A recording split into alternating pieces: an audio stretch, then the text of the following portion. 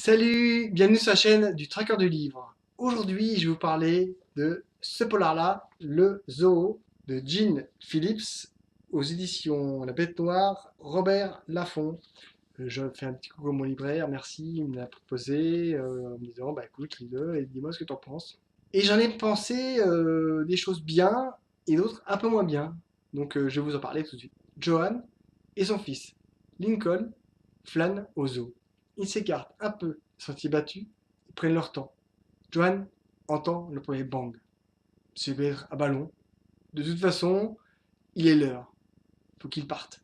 Il négocie un peu avec son fils, qui n'a pas du tout envie de partir. Il commence à revenir sur leurs pas. Un autre bang, suivi d'une dizaine d'autres automatiques. Johan repose son fils par terre. Elle avance un peu. Un premier corps apparaît au sol. Une silhouette qui lui tourne le dos. Un jeune homme, jean, t-shirt noir, cheveux bruns. Il donne un grand coup de pied dans la porte des toilettes. À la main, il tient une arme. Elle croit voir une autre silhouette, mais elle se retourne brusquement. Elle prend Lincoln dans les bras et se met à courir. Elle se remémore le plan du zoo. Elle doit mettre le plus de distance entre eux et les tireurs. Son boulot, maintenant, la survie. Elle trouve une cache, garde son sang-froid pour ne rien montrer à son fils. Elle les entend arriver et parler, des hommes qui trouvent que donner la mort n'est rien. Blottie contre son fils, elle tente de disparaître. Les heures passent. J'ai faim. Lincoln se réveille.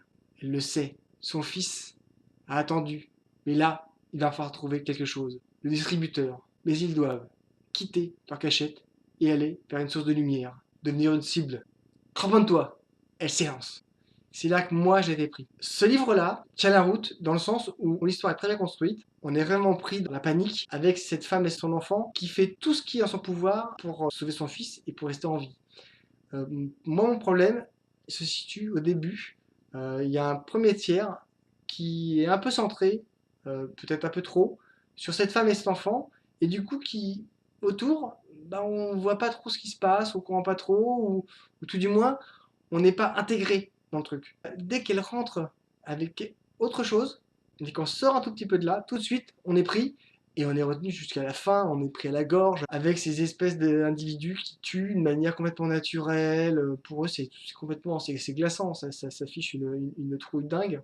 Mais ce livre, pour moi au départ, c'est un problème parce que j'accroche pas de suite. Et c'est ce qui fait que, là, autant après on est pris, mais au départ, il y a une espèce de latence qui fait qu'on n'est pas pris tout de suite. Dans l'ensemble, c'est un bon livre, mais il y a un début où il manque peut-être plus de punch, peut-être d'intégrer une autre personne, ou je ne sais pas. Mais le livre est bon, mais il manque quelque chose. On commence à en parler sur les réseaux. Je crois qu'il y en a pas mal qui ont aimé, qui ont même adoré. Donc lisez, likez, commentez, on peut en parler. Abonnez-vous, parlez-en autour de vous. Mangez des chouquettes. Bonne lecture.